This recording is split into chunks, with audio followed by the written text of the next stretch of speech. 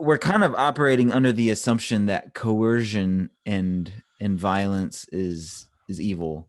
Right. And I mean, I think most of my friends, even a lot of my Reformed friends, would agree that generally, like, justifiable violence is wrong, but how would you establish, or like, how did you come to the place that coercion and kind of that controlling method is wrong, like that God does not participate in that method? Well, I think let me help your point a little bit Sure, more, sure. especially given the eschaton, the end of Right. how all this comes. Like, if there's a return to some kind Sure. of like dominant rule of Christ in the end, how do we sanction like this parenthetical Old Testament violence and eschaton violence? Where are we at in the middle, and how do we justify that Mhm. expression? I think that there's some important places to look for that. One is that there's something special about this age. This dispensation is an appropriate term if you don't mix it up with dispensationalism, but this Right. time is important because, and it's distinguished especially by Paul in Romans, this is a time for grace. This is the time under the cross. This is the time for reconciliation. This is the time where God's people are calling people in. We're using our own crosses, our own blood, sweat, and tears, our own sacrifices, just like he did, to usher in Mhm. people, waves of people, into the Mhm. gospel of Jesus Christ and bring them into the kingdom of God, to pluck them out of the domain of Satan and put them under the domain of Christ. And Mhm. we have to purchase that with our own blood, sweat, and tears, just like Mhm. he did. It doesn't require anything less. If we're going to engage in his work, we're going to have to pay his kinds of prices Mhm. if we want to be Wow. if Yeah. we want to be fruitful. Yeah. And so when I look at the model of Jesus, like, if Jesus if Jesus had come with a sword in both hands, whacking at anybody that got in his way during his living ministry, and said, you love your enemies, I still am obligated to love my enemies. Like, that doesn't, I don't get to be on the same plane as him. Like, he Sure. creates life, and as the creator, he stands in a completely different place than me. I stand under the commands of my king, and he doesn't have to obey them. I do. They're not for him, they're for me. Now, I think you can create a way of understanding this that's not hypocritical for Jesus either. But needless to say, if Jesus tells me to love my enemies, I'm to love my enemies Mm. for whatever time I'm under his teaching and domain. It's my calling to love my enemies. And I don't believe that you can exercise, much to the reformers' consternation, I don't believe that you can exercise violence and love at the same time to the same person. You can't love and kill. You can't Mhm. love and injure. You can't love and force. They're mutually exclusive terms. Where I think that a lot of confusion comes in is when people are looking at Matthew 5 in contradiction with Romans 13.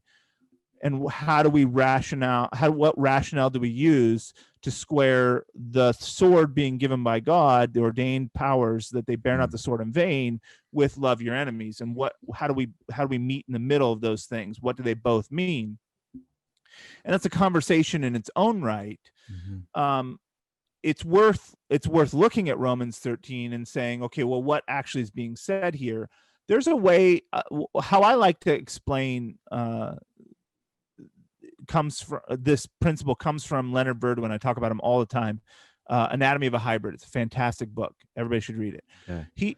He uses terms called conserving and redeeming grace. He says basically, and they're not his terms, he got them from some academic article, but what he says is God has two main mechanisms that he's using to reconcile men to himself. One is this principle called conserving grace, and the other is redeeming grace. Conserving grace is this Romans 13 power, and that Mhm. power, and this will factor in quite a bit to whatever I would say about anarchy. Mhm. This power that is designed for a purpose. that purpose is to keep men from descending into animals, from becoming warlords and feudal states. Mhm. Like if you look at, okay, I just talked to a friend from Sudan. He was talking to me the other day, and he's in Uganda right now, and I was asking him how things are going because I haven't followed it really closely lately since I haven't been working there. And I asked him what was happening in Sudan, and he said, I asked him if there was peace, and he said, well, the government's not fighting anymore, but there's just little militias all over the place. It's just little bush armies everywhere throughout the Yeah. country. And that kind of destructive anarchy where everyone's just it's just a power vacuum. It's just Yeah. who's going to accumulate enough force to exist and to control a big enough environment that they can live and pursue their means. That kind of environment is what God's trying to prevent by establishing ordaining authority. So Sure. so the Western notion of state and civil structure is that you and I kind of like think back to Abraham and his Mhm. herdsmen fighting with lots. Like these two conflicting parties recognize that they're going to destroy each other and become a warring state, and it's a zero sum game. Somebody's going to lose it all. Mhm. So in order to continue to exist, they recognize this outcome, and they say, rather than us just war with each other until the last man stands, let's defer our violence to some external party. So we'll bring in a third party who will judge between us, and we'll both agree to abide by that decision, and we can have less violence and more prosperity. And the social outworking of that order is what eventually leads to a civil structure called the state. Mhm. I'm skeptical of that notion. I think that it's more likely that two guys look down the hill at their neighbor and say, we could kill him if we went together, and that's probably more likely the origin of state. But that's another matter.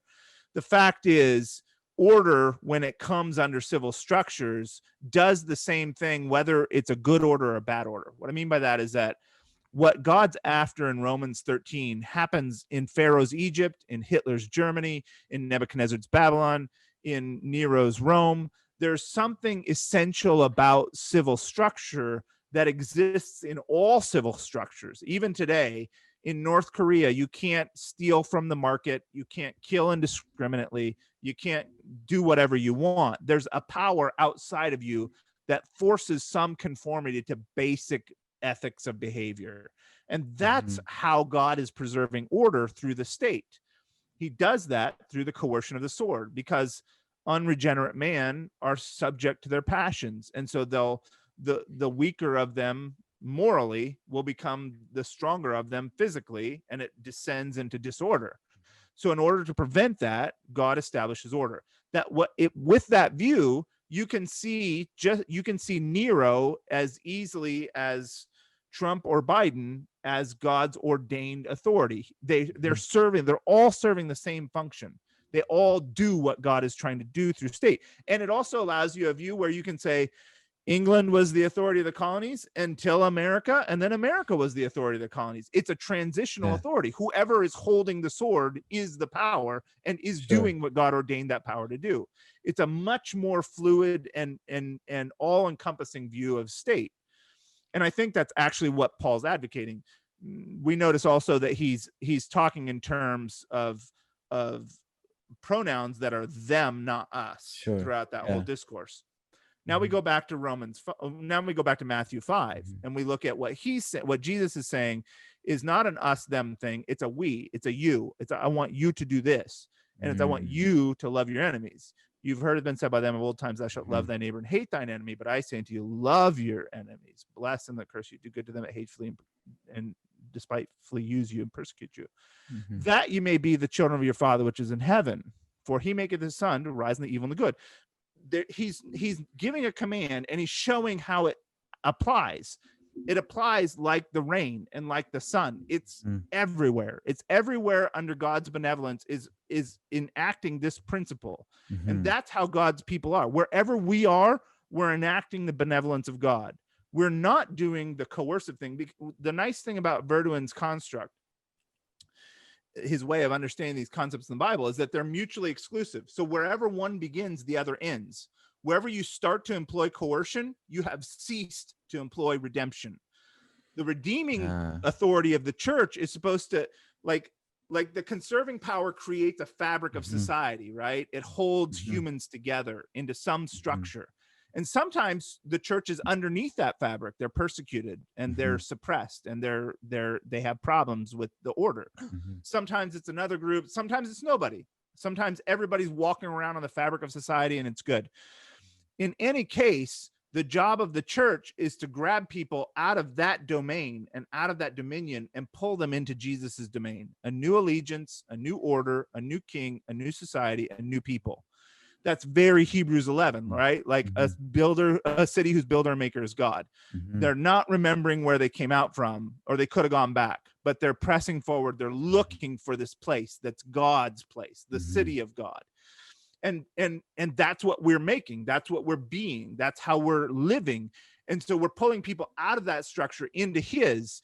Well, we can't pick up the sword or we cease to be his. We're not doing what that order is supposed to do whenever we're employing coercion, because Jesus can't get us there through coercion. If he could have just whipped us all into the gospel. He doesn't. He could have if there was some way to force man's will into the gospel and still be a gospel, he would have done. He could have done so, but he doesn't. He wants affection. He wants relation. He wants devotion. He wants us, not.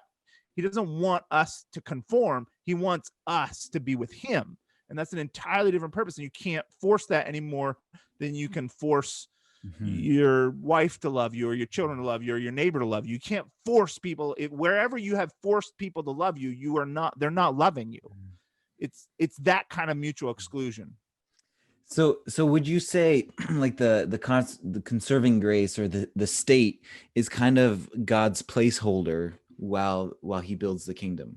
Yes. Is that kind of, and we need that order.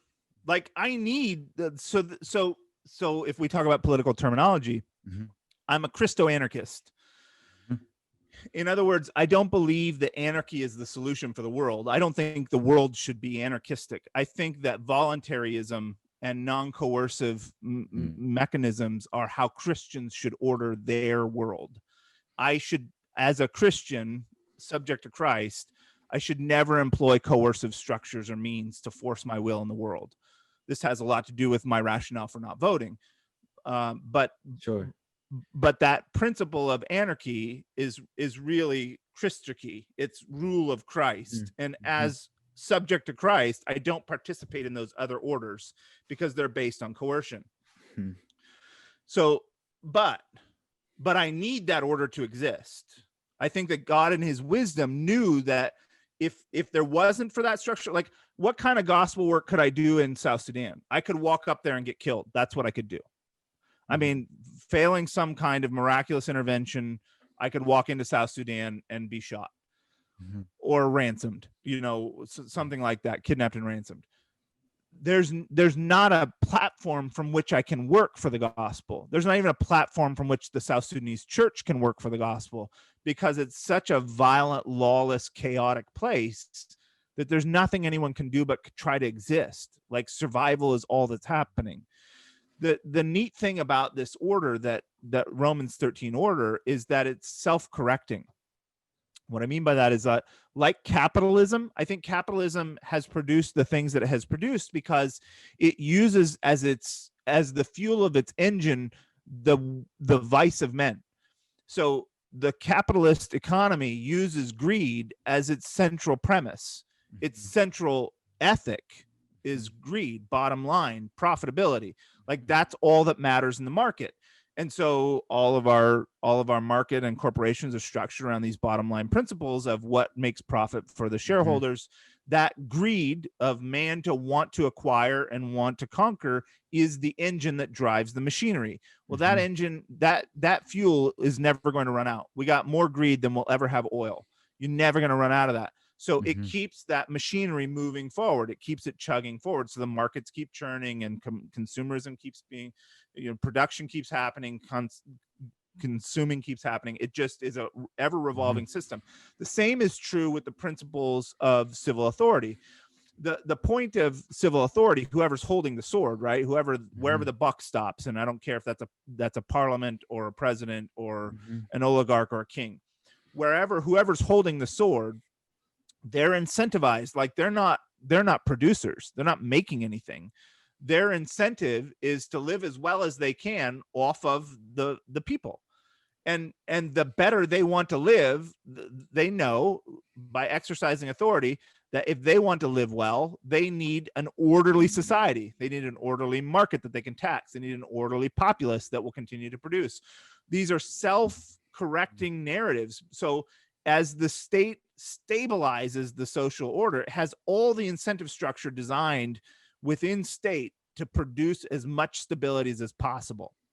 And so it's always self-righting. It's always self-correcting. And anytime there's a destabilization, like civil war or whatever the case may be, everything teeters and comes out of balance, and then it rights itself again. And then someone will take authority, and someone will establish rule, and someone will establish order so that they can continue to live off of tax, the conscription of labor. I'm going to take my piece because you live in my order. Yeah. And it has the same kind of self-correcting attitude, so that wherever we go, we'll continue to see the same thing. God sets these things, or I don't know to what degree. I don't know how much God's playing chess. I don't know. This gets into some other stuff because I'm an open theist, but I don't know how much in particular he's involving himself in the affairs of state, especially as it pertains to the devil's power and authority in the earth, and the interaction between those two spheres is a whole nother level to this that's above the physical. And